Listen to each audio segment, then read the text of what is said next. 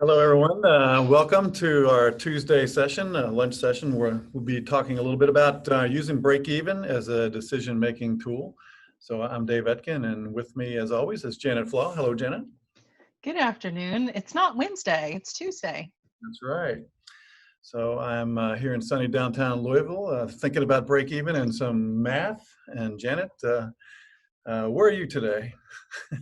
You're home. I'm in Indiana. Don't say it too loud. I'm at home in Indiana. All right. Oops. So let's just jump right in here and get started because we want to talk about break even today. And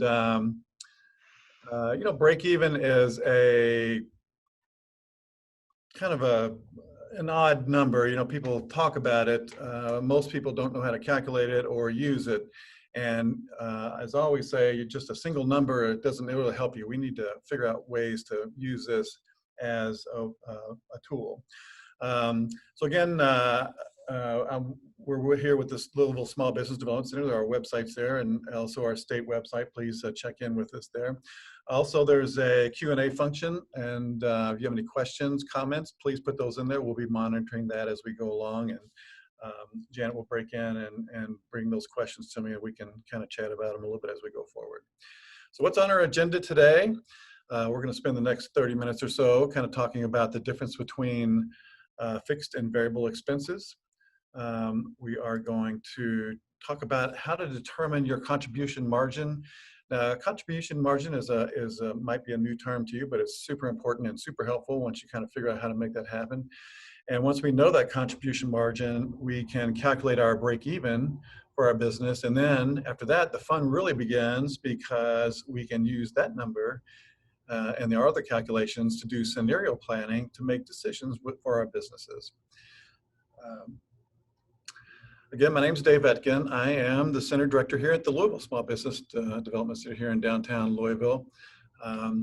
I've had a little bit of background. I've owned and managed numerous businesses, just all across all varied industries. I've had small businesses where just me and some other folks, and I've had hundreds of employees that I've managed. And I do have a finance background and several certifications and degrees in that. And then over the years, I've just had to explore and try to figure out ways to make decisions and understand how the business is running and how to push it forward. And what I'm going to share with you today is one of those tools that I developed over the years, and I find it very helpful, and I think you will be too. There's my email address, DOETKN, Dave Etkin, or detkin@greaterlouisville.com. Write that down, keep that in mind, because if you'd like the spreadsheet after I show it to you later, shoot me an email. I'll be happy to share it with you. If you don't feel like building one on your own, it's super simple to build, but why not have somebody else do it for you, right? So shoot me an email and I'll make sure you get that. So just as a baseline, what is break even? So we all kind of know this in accounting. Break even is basically the point where expenses equal revenue. We don't make any money, but we don't lose any money. And a second thing that's very good about break even, knowing you break even, is you can determine the level of sales needed to make a profit. So if we are projecting a new location, we can use a break-even analysis based on our costs to determine what kind of sales that we need to hit to make a profit or hit the break-even, and then $1 above that break-even, we are making a profit. If you talk to your CPA, sometimes they call a break-even calculation a CVP analysis, just so you can chat up your CPA intelligently, which stands for cost, volume, profit analysis.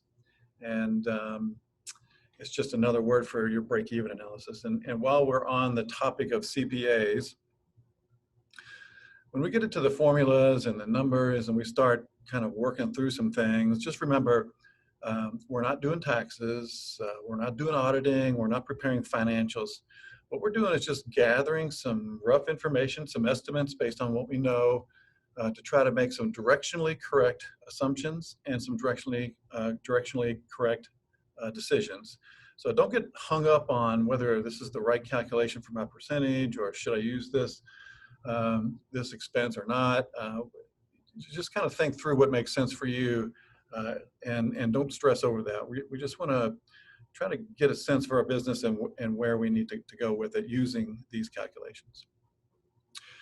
So what we want to do when we use break-even to make decisions is 3 just simple steps. We want to take time out and look at our expenses and classify them according to how they behave. We classify them according to how we determine how they behave. You know, we're not thinking, is this a taxable expense? Is this should be added in depreciation or things like that? Don't freak out about all that. All we want to do is just kind of classify things based on what we know and how we feel like the business model should be put together. Once we have that done, we can calculate that break-even point. And then, as I said before, that's when the fun begins, because then we plug those in to use scenarios to make better business decisions based on actual facts and assumptions that build into facts, as opposed to just some sort of gut response. Here's some key terms to kind of keep in mind as we go forward. And I'm sure you've heard of some you may not, but variable costs and fixed costs, those are kind of simple, and we'll talk about that in a little bit more detail. Cost of goods sold. If you are in business now, you should know about cost of goods sold, because that's, if you're selling anything, then you should be able to look at that cost of goods sold calculations in your financials. And then we use that to calculate a gross profit. And then finally, here's that word again, contribution margin, which might be a little bit unfamiliar to you, but this is a really important number, and it's a great tool once you know how to use it. So in detail, let's take a deeper dive into these 2 types of costs. So variable costs are just that. Those are costs that change with sales. So if I'm selling things, if I have a restaurant, I have to order in food to prepare for my customers, and the busier I am, the more food I have to order in. That's a variable cost, and that's part of my cost of goods sold. Or if I'm a retail, if I'm having a really busy month, I might have to order in more clothes to put on the rack. So they change with sales. You know, I can't make a sale unless I have those things to put into my cost of goods sold. Other variable costs that you can kind of add into that based on sales are things that are attached to the sale, like sales commissions, for example. If you have a customer that, or a salesperson that gets 5% on every sale he makes, well, then you would bake that into your variable costs. Or maybe packaging, or if you have a royalty, if you have a franchise restaurant, for example, or any type of franchise, there's always a royalty attached to that you owe that royalty or the franchisor, which is a percentage of sales. Merchant fees, our labor, these are all other kind of variable costs that may change with sales. And then we have fixed costs that are just that. You know, whether we are having $1 million in worth of sales that year or no sales, our rent is the rent. You know, the rent is due and payable, just like other things that are fixed, and they don't change much from month to month. You know, insurance payments or salaries, maybe in debt service. One number that people tend to get hung up on is utilities. So is that a fixed expense or a variable expense? You know, we use a lot of AC in the summer, so our costs are a little bit higher, and not so much in the winter because it's not so cold here. Basically, again, this is one of those numbers that I wouldn't stress over. I would just kind of take an average and not try to worry about whether it changes that much, because it generally doesn't. So again, we're trying to be directionally correct. We don't have to be exact to the penny on things. Here's some formulas to remember as we go forward. So variable cost percentage or cost of goods sold, this is a very important number, and we need to know how to calculate that. And we'll look at a little example here in just a second, but variable costs are just that. We take variable costs and we divide that by total sales. That gives us our variable cost percentage. We use that to calculate our contribution margin, which is super easy. It's just 100% minus the variable cost percentage, and that gives us our contribution margin.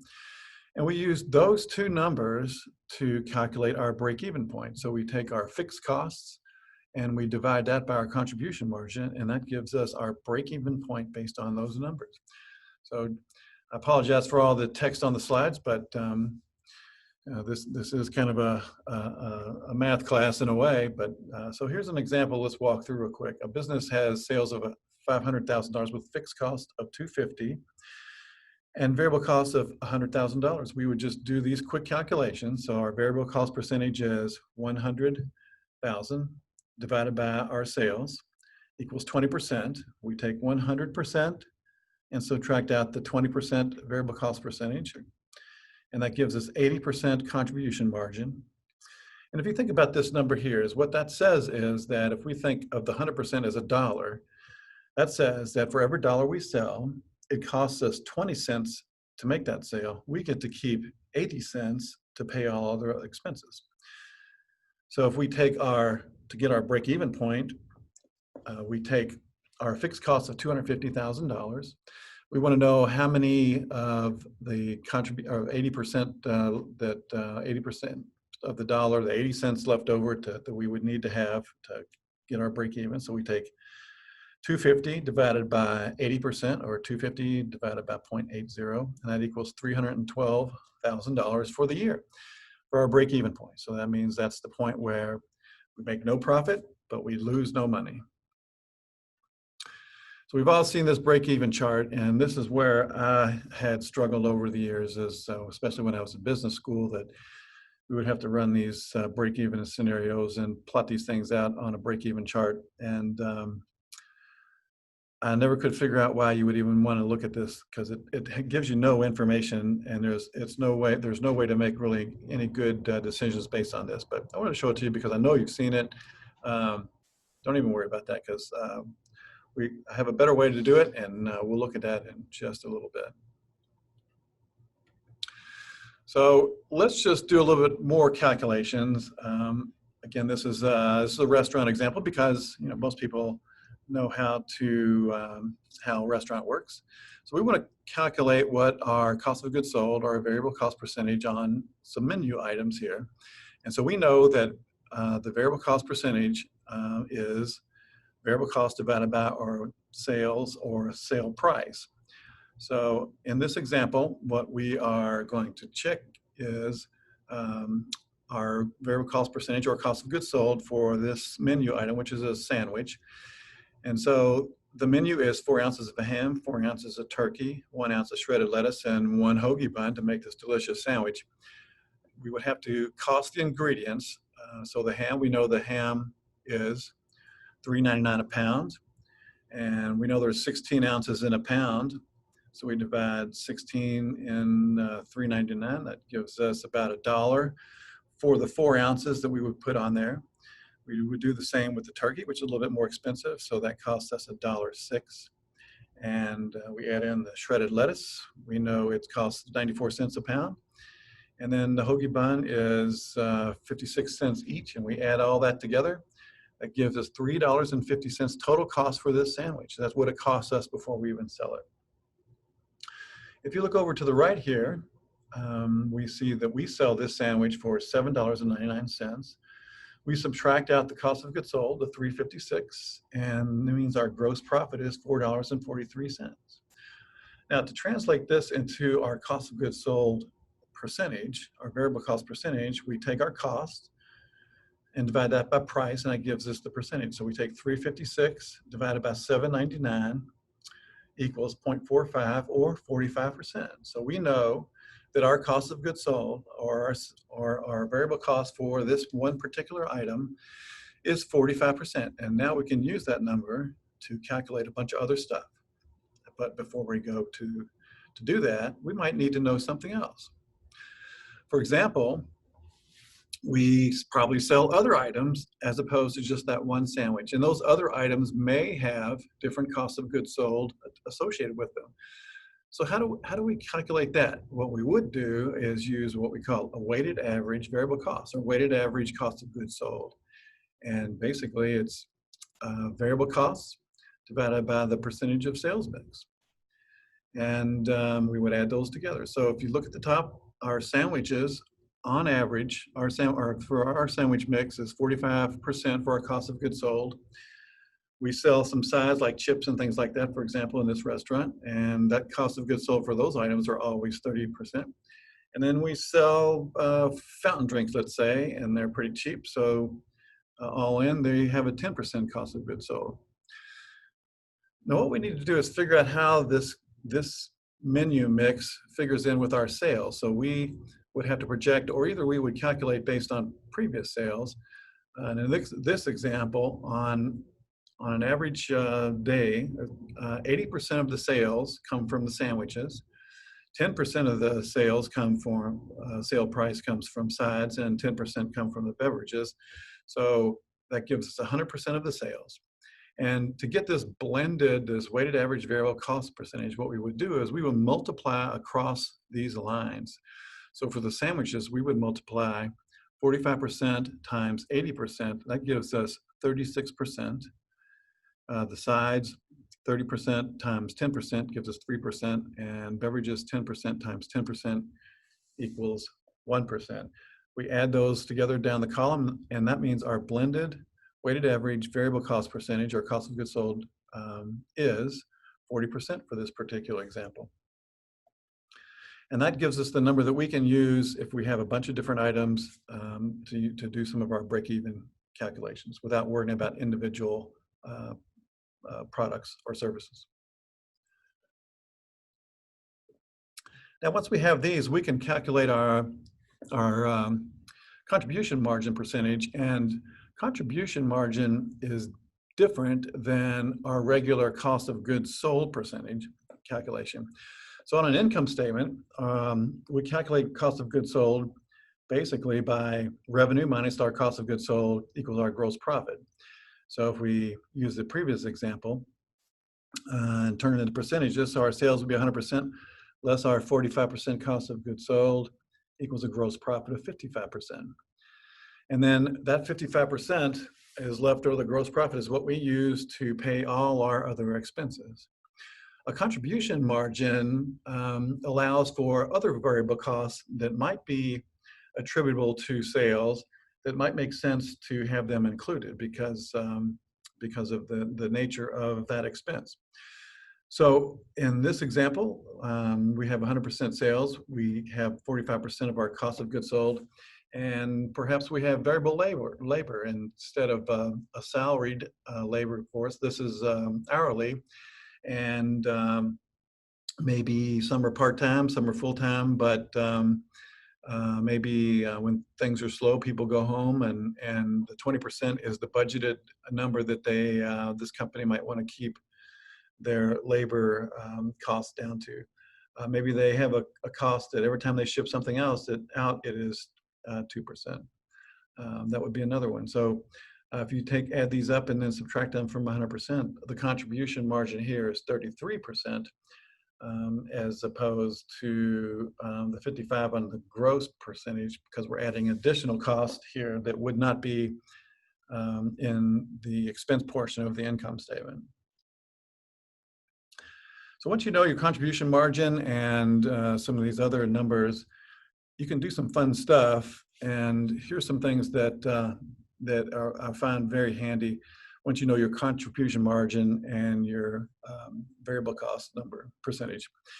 So let's just say you need, these are some formulas, but let's just say you'd like to have a specific profit at the end of the year. Let's just say I'd like to have $10,000 profit at the end of the year. What are my target sales?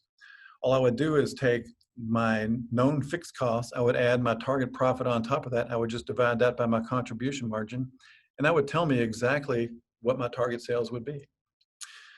And I know a lot of people have thought about this, but you think, man, I'm overworked. I'd like to add another employee. So how much more money would I have to make to hit that? That's pretty easy once you know these numbers.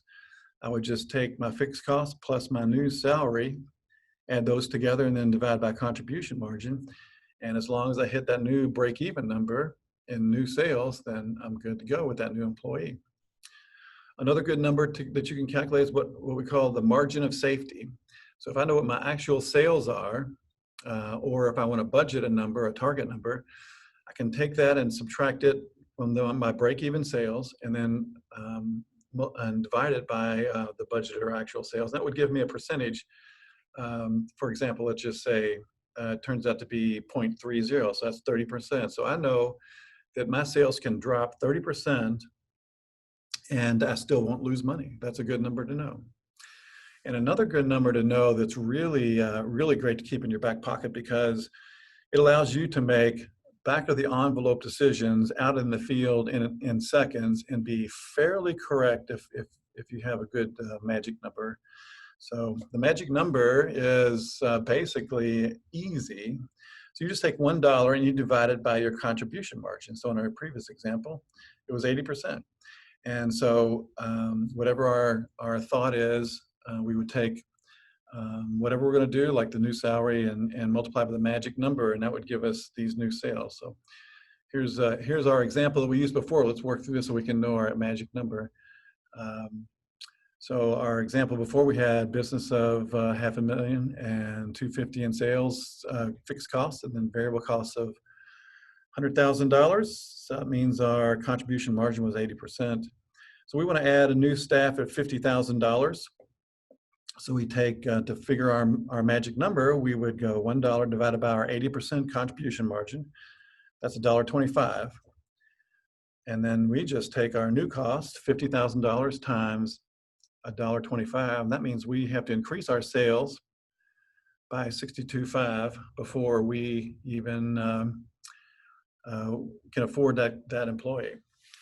So the mistake some folks make, maybe somebody can tell me why, but you think, I'm going to add this new employee for $50,000. I need to increase my sales by $50,000 to cover that. That's not correct, is it? It has to be more than that. It has to be 62,000. And so now we'll just before we pop into our spreadsheet where we can kind of do some scenario planning, let's just pause here for a second. Covered a lot of stuff, looked at a lot of numbers, and just ran through a lot of things very quickly. And if you have any questions now, let's maybe take a second here to kind of see where we're at and see if anybody has anything that we need to ask. Janet, what's going on out there in the world? No, I haven't seen anything come in yet. We've talked about the fact that folks are wanting to know about access to the PowerPoint and the spreadsheet. So the folks that are already on via the Zoom, we have your information. We'll actually go ahead and push that out probably later today. But we do have folks that are viewing this via Facebook Live and that sort of thing. So again, Dave, if you want to tell them what your email address for other folks so they can contact you. So again, it's detkin@greaterlouisville.com. Just shoot me an email. I'll be happy to send it to you. And as you email me, please let me know what you thought of the presentation today, whether it was any other questions you have. We'd be happy to help and go forward. So. Other than that, I think we're ready to push forward. I just have to say I'm disappointed that you brought up the magic number and you didn't have any graphics to indicate magic. So I'm disappointed. Just joking. Let's move on. Good to know, Janet. So yeah, we'll. Oops. Oh man. All right. So let's pop over the spreadsheet and mess around a little bit here.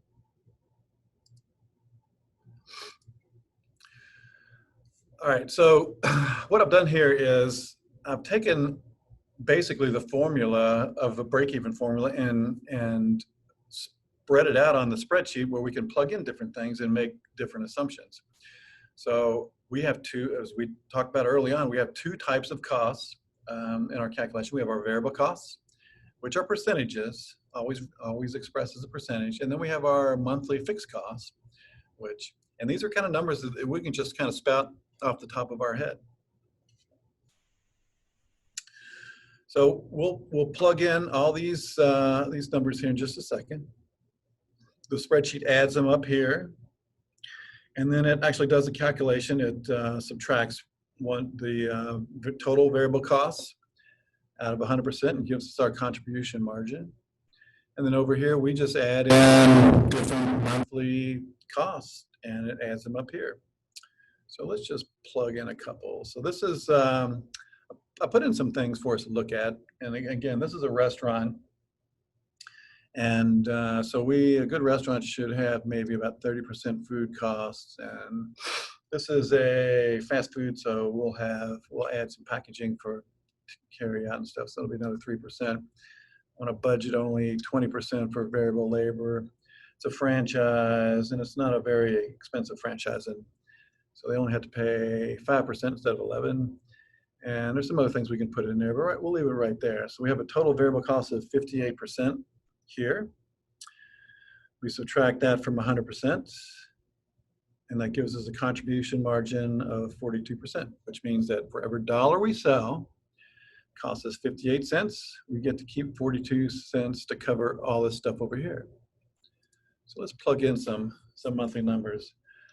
Accountant is $300 a month. I've got a banking fee of $75. Insurance, $425. Laundry for rags and towels of $75. LG&E is $750 on average a month. Manager costs $4,000 a month, maybe $50 for this. $50 for pest. My rent is $3,500. $310 for phone. I have a loan. It costs me $1,500 a month. And $600 for trash. And let's see, $400 for water. That's a little bit. So you can see every month we have $12,000 worth of costs. We look down here where we do the calculation to see what our break-even sales are. We see if we multiply this by 12, that gives us an annual fixed cost of $144,000 that we have to cover. We divide that by our contribution margin, which is 42% right there, which says that we have to hit $343,000 before we make the first penny. So that's a big number. And I like to divide things down to smaller amounts, which means that monthly, if I do the same calculation, I have to hit $28,000 a month to break even. I have to hit $6,600 a week to break even, or $955 a day to break even. So this number here is the beauty of this is that, let's just say it's Tuesday, like today, and this restaurant, we get done for the day. I run my Z-tape and I look, and I see that the number there on my Z-tape was $790, and I know my break even is $955. So did I have to wait for my financials to come to know that I made or lost money today? No, I knew right away. And so when you know this number, then and you know you're below it, then you know you have to double down the next day and come up with ways to increase those sales and get above break even, so you know that you can make money. So there's some other things that you can do as well. And again, these variable costs are things that you can plug in there for budgeting purposes. So let's just say that we haven't really been doing any advertising lately, but I'd like to do that. So I may want to budget maybe 1% of my sales each month for advertising. And I don't know if anybody out there is a fan of Michael Malkovich and I probably said his last name wrong. He's got a last name like mine, I guess, in a profit first methodology. But this is a great way to kind of budget that in and see if you can make this as well. Like part of that profit first philosophy is that you budget monthly a percentage to go into different accounts and make sure that you kind of pay yourself first. And this is a way to do that. Let's just say that I want to make sure that I always have a 4% profit that goes into my pocket. So I would just budget that in there as well. Did that change my break even? Yes, it did. So you can see that the break even kind of went up and our daily sales went up. If this makes sense, then we're good to go. Otherwise, there might be other things that I might have to do. I can use this profit number also, as I talked about a minute ago. If I want to have a specific profit each month, without not a percentage, but a fixed one, I can just plug that in there. Let's say I want to make 2,000 a month profit. I'll plug that in there, and it also changes. So that's this is a great, easy way to make these decisions. Right, but, you know, after you check your break even, get all your costs in there, get this set up. It works great. It's super easy. If we click over to the second sheet, we can kind of lay out some scenarios side by side and make some decisions. So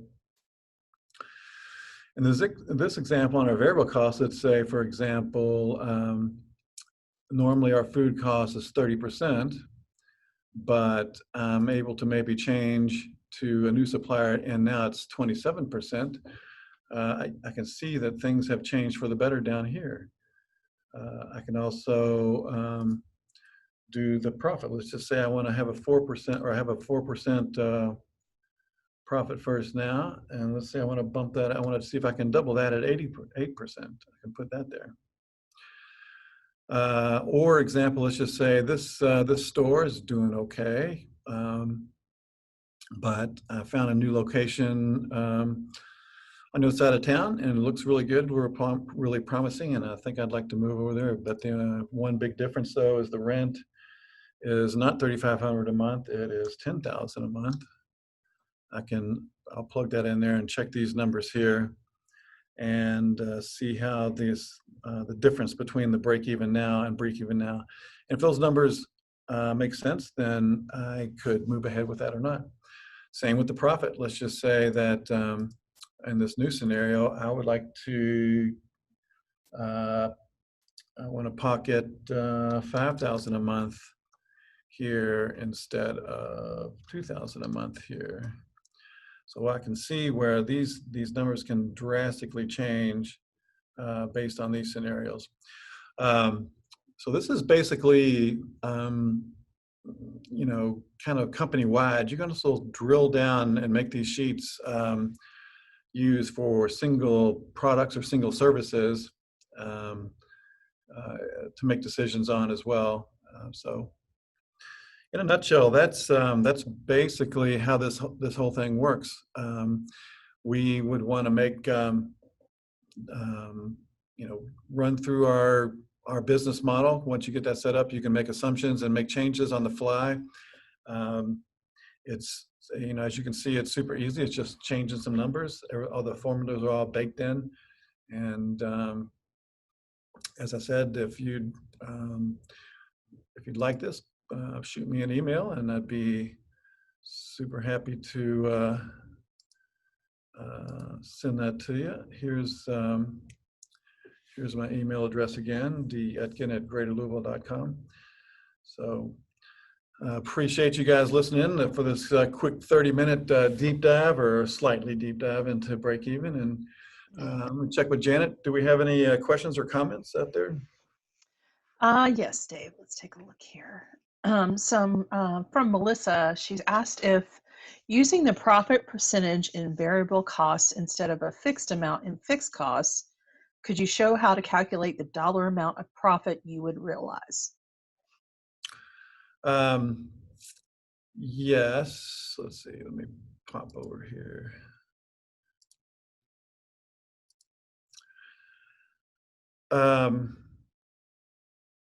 Yeah, I'll have to, yeah, I have another spreadsheet where I didn't want to throw too much at you guys today, but yes. So the formulas that we looked at earlier, I have another sheet with a third tab that kind of has some of these other what if things in there, but I'll be happy to share that with everybody instead of the simpler spreadsheet.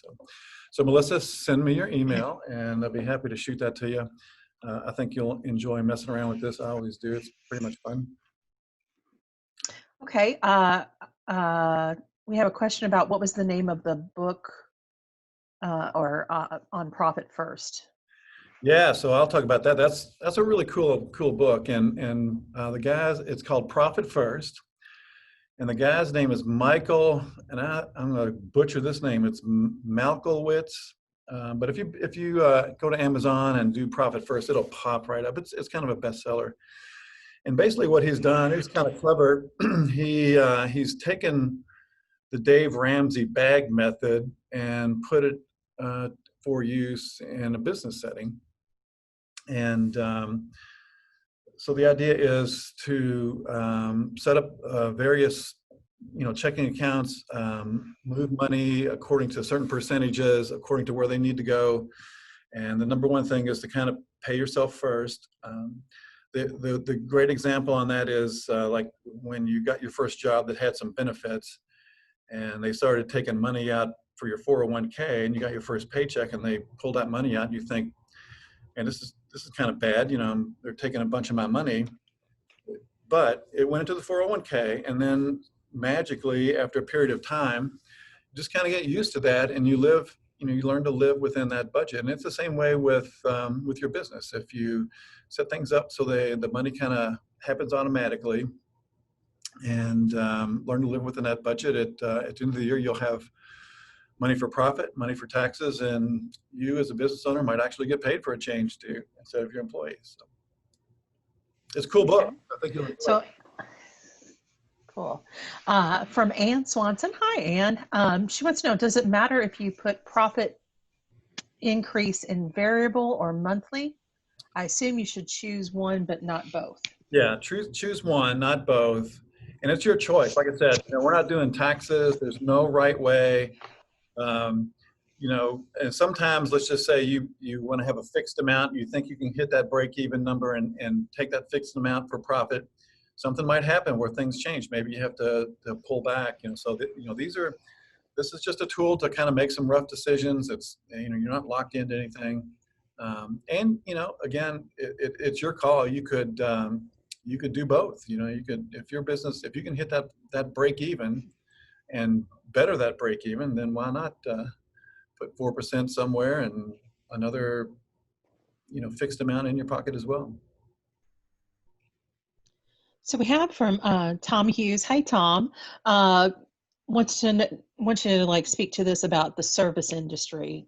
Like if you're a consulting service, that sort of thing. How does this work? Yeah. So a lot of people struggle with that because you think, well, I'm just kind of like selling my time, and I don't have any cost of goods sold. I don't have any variable expenses. But again, a great example is this profit first example.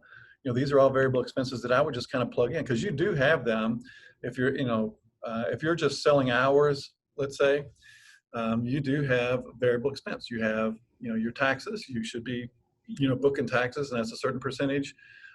Again, just like the profit first, I would book in a certain percentage for profit, because again, that profit is separate. When you're building a business, you want to pay yourself because you're actually doing the work, but the business itself should have a profit on top of what you get paid for the work you do. So that's what makes it a business, as opposed to just kind of a job. And again, automatically pulling some money out, whether it's $50 a week or a certain 0.5%, just doing that is the most important thing that you should do. So we have a question from David. Is a percentage profit the same as building your ROI into daily operations? No. What we're doing here is just kind of working through cash. This is not an investment return idea. An ROI is a calculation for a return on investment. What you're doing with this calculation is basically based on the business model, based on the variable expenses and the fixed costs. What is the minimum number of sales that I have to hit to cover these things? That's what we're doing here. So the ROI calculation is a little bit different, and maybe we'll swing back on another day and cover some of those investment decisions, because those are important as well.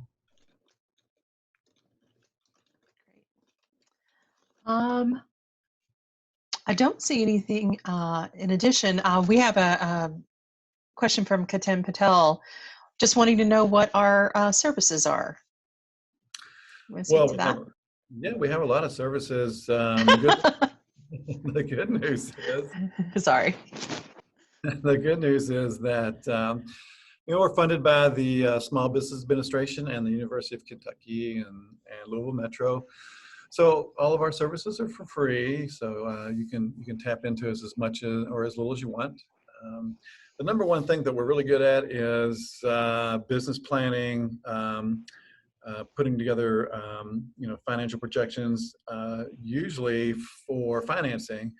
We're really good at finding money for people, getting loans, especially SBA loans. We're all SBA certified.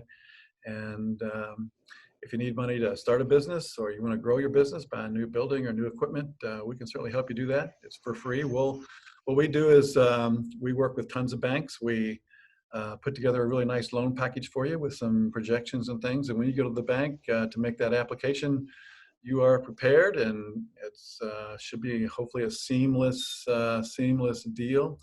We also work with tons of banks, and some banks like certain type of industries, others don't. And we can kind of point you in the right direction on where we, give you a list of banks to contact where you don't have to go down all the list. And so we're very good at that, and we'd be happy to help there. But other than that, we do a lot of training. We have just general management services, management advice. All of us are very experienced, have business backgrounds, and we're happy to share. Actually, came to this through when I first got started. I tapped into the SBDC, and they helped me out quite a bit. So when this opportunity presented itself, I really wanted to jump on it because I felt like I kind of owed it. But it's good service. I would tap into it. And I think that's a great note to end on. We have no more questions, so let you wrap up, Dave. Okay. Well, it's a lot of math. I'm sure there's some folks out there asleep. Please, spreadsheet, shoot me an email. I'd be happy to send that to you. We can work on that together, do whatever we need to do to move your business forward. It's always exciting. Yes. So everybody have a great afternoon, and we'll see you back here Some other Tuesday. next time, same bat channel. Is that what they used to say?